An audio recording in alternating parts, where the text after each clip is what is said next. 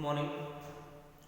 BA first year political science subject में paper first और unit second में अपन पढ़ रहे हैं नागरिक समाज। आज अपन पढ़ेंगे नागरिक समाज। इससे पहले हमने क्या पढ़ा था? नागरिकता के संबंध में। नागरिकता क्या होती है, नागरिकता का अर्थ क्या है, नागरिकता की परिभाषाएं क्या है और नागरिकता कैसे मिलती है किसी भी व्यक्ति को, और नागरिकता किसी भी व्यक्ति की कैसे जा सकती है, इस संबंध में अपन पिछली कक्षा में पढ़ चुके हैं। आज अपन पढ़ेंगे नागरिक समाज यानी कि सिविल सोसाइटी। अब सिविल सोसाइटी को सर्वप्रथम अपन समझ लेते हैं सिविल सोसाइटी का मतलब क्या है। तो सिविल सोसाइटी एक ऐसे सामाजिक संगठन है, ऐसा समाज है जो गैर सरकारी संस्था या गैर सरकारी संगठन कहा जा सकता है, और गैर सरकारी संगठन होने के बावजूद यह राष्ट्र और समाज के विकास के लिए कार्य करता रहता है। या सरकारी तंत्रों में कहीं भ्रष्टाचार है, कहीं समस्याएं हैं, या सरकारी तंत्र अगर किसी भी प्रकार की समस्याएं अगर निर्मित करते हैं या निरंकुशता कहीं पर देखने को मिलती है, तो ये संगठन आवाज उठाते हैं। ये संगठन आवाज उठाते हैं और समाज के हित के लिए, सोसाइटी के हित के लिए ये कार्य करते हैं। ठीक है, तो अब इसके विषय में कुछ विद्वानों ने कुछ चीजें रखी हैं जिनको आज समझाना आवश्यक है। वही बात मैं आपको समझाता हूँ। तो नोबेल प्राइज विनर, ठीक है ना, नोबेल पुरस्कार विजेता कैलाश सत्यार्थी ने कुछ बातें रखी हैं उस इसी संबंध में, सिविल सोसाइटी के संबंध में, उसको आपको बताते हैं। ठीक है, तो समकालीन परिदृश्य में सिविल सोसाइटी का अर्थ एक आदिभाजी अंग की तरह है और ऐसे क्षेत्र के रूप में देखा जा सकता है जो राजनीतिक अथवा बाजार से दूर है, जो धीरे धीरे नागरिक समाज के कल्याण के लिए विकसित हो रहा है। यानी कि जो सरकार और अन्य संगठनों से दूर होते हुए भी समाज के विकास के लिए, समाज के उत्थान के लिए कार्यरत है। ठीक है, फिर नागरिक समाज को राज्य के ऐसे विशेष समूह के रूप में परिभाषित किया जा सकता है जिसमें एक विशिष्ट सीमांकित उद्देश्य निर्धारित किया जाता है। यानी कि इसको कैसे परिभाषित किया जा सकता है, इससे एक अर्थ यह निकाला जा सकता है कि यह समाज का एक ऐसा वर्ग है, समाज का एक ऐसा संगठित समूह है जो सामाजिक कार्य के लिए, समाज के हित के लिए हमेशा कार्यरत रहता है, जिसका उद्देश्य ही है। ठीक है,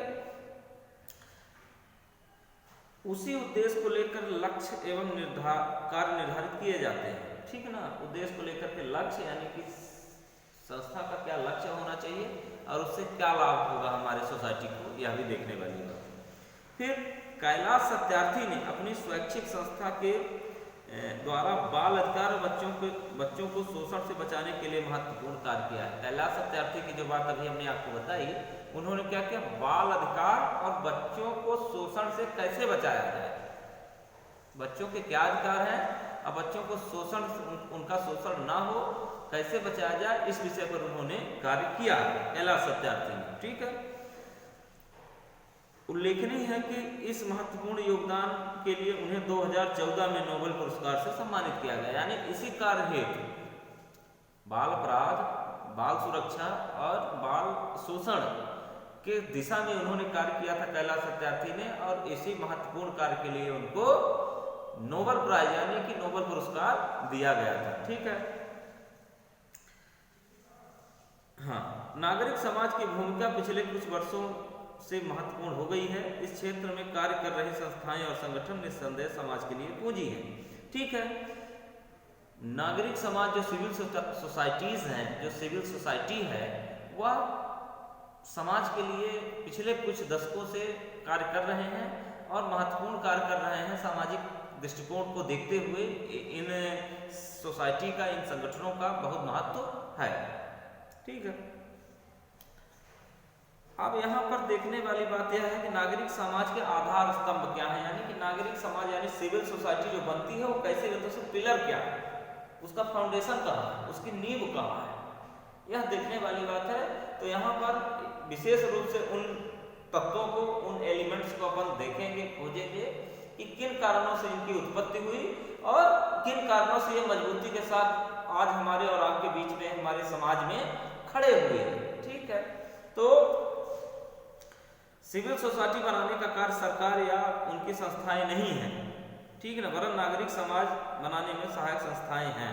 अब देखिए, सिविल सोसाइटी बनाने में सरकार का कोई योगदान नहीं है, सरकार का कोई रोल नहीं है, सरकार नहीं बनाती सिविल सोसाइटी। सिविल सोसाइटी गैर सरकारी चीज होती है, सरकार से बाहर की चीज है और सरकार में इसका कोई योगदान नहीं होता है। ठीक है, अब ये बनते कैसे हैं? तो जैसे श्रम संघ, जो आप देखते होंगे छोटे छोटे ऑर्गेनाइजेशन, आप देखते होंगे कि हमारा समूह बना हुआ है, ठीक है, हमारा ऑर्गेनाइजेशन है, ठीक है, एसोसिएशन जिसको अपन कहते हैं, एसोसिएशन, संघ।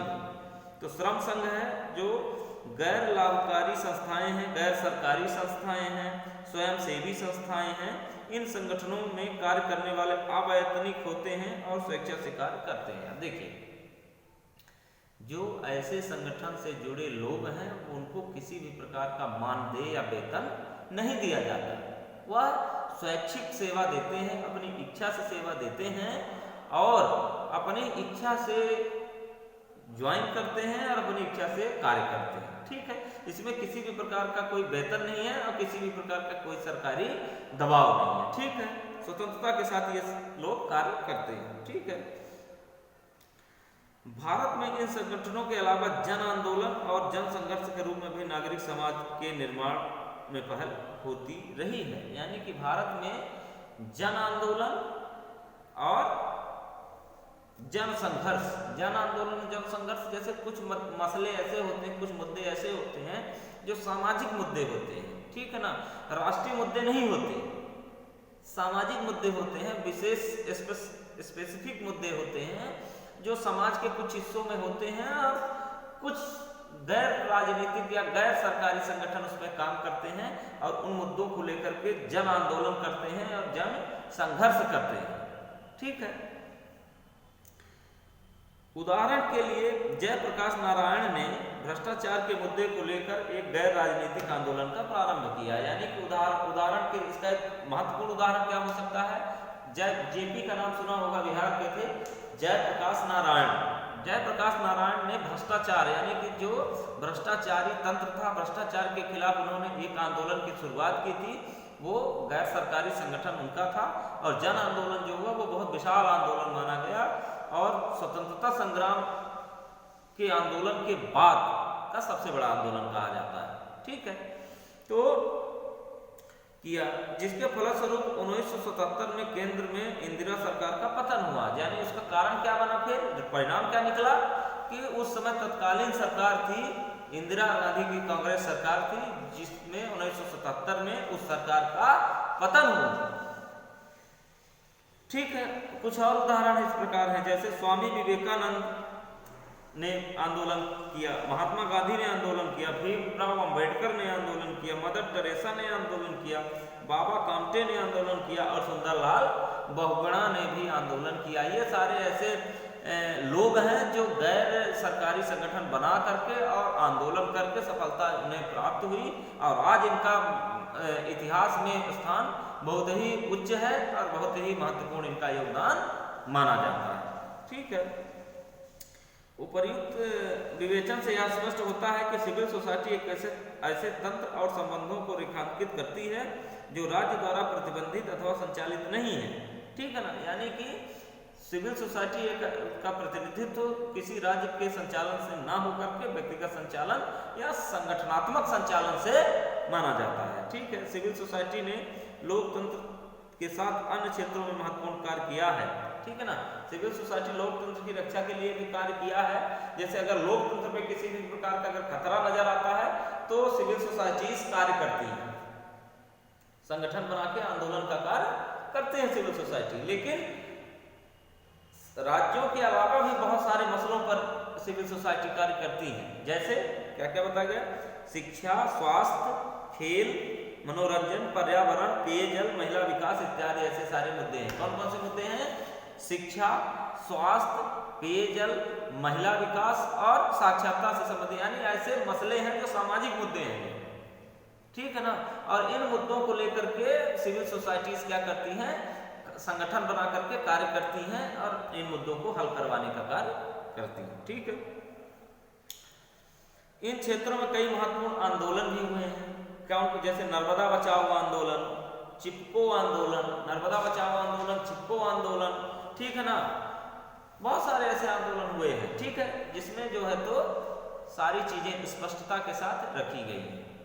तो यहाँ पर देखने वाली बात यह है कि सिविल सोसाइटी, तो इसका निष्कर्ष क्या निकलता है, सिविल सोसाइटी का जो मूल अर्थ है, अब उसको आप समझ लीजिए। बीच में जो चीजें आपने देखी वो तो है ही इनके सपोर्ट में। ठीक है, तो इसका निष्कर्ष यह निकलता है कि सिविल सोसाइटी एक ऐसे संगठनात्मक लोगों का है जो संगठन बना करके और सामाजिक और राष्ट्रीय मुद्दों पर काम करते हैं, सामाजिक और राष्ट्रीय मुद्दों पर काम करते हैं, जो और इन आंदोलन में किसी भी प्रकार का सरकारी फंडिंग नहीं होती, सरकार वित्तीय सहायता नहीं देती, व्यक्ति अपने खर्चे से, सिविल सोसाइटी से जुड़ने के लिए अपने खर्चे से आपको वहां लगना होता है, निस्वार्थ भावना से, निस्वार्थ भावना से, किसी भी प्रकार के इच्छा नहीं होनी चाहिए आपकी, और निस्वार्थ भावना से जुड़ करके आपको कार्य करना होता है। और संगठन का जो, सोसाइटी का जो मोटिव है, जो उद्देश्य है, वह बहुत ही क्लियर होता है,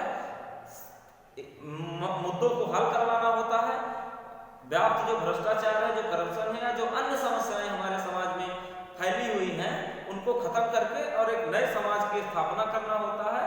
और इन समूहों का, इन संगठनों का समाज में रहने वाले प्रत्येक व्यक्तियों को लाभ पहुंचता है, और प्रत्येक व्यक्ति जो है तो निस्वार्थ भाव से इसमें जुड़ सकता है, कार्य कर सकता है।